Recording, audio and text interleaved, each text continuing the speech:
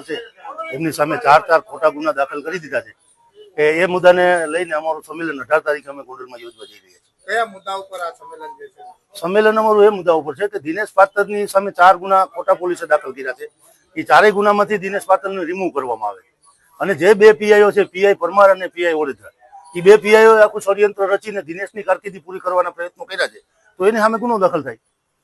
દેવધનભાઈ, આજે સર્કિટ હાઉસમાં આજે મીટિંગ યોજાઈ છે ધનેશ્વરમાંથી, શું ચર્ચાઓ ખાસ કરવામાં આવી? ચર્ચા એ થઈ છે કે આપણું સંમેલન ગોંડલ ખાતે છે, તો ગોંડલના જે નજીકના ગામો છે, નજીકના ગામોમાંથી મોટા પ્રમાણમાં દલિત લોકો સંમેલનમાં આવે એ પ્રકારનું આયોજન કર્યું છે।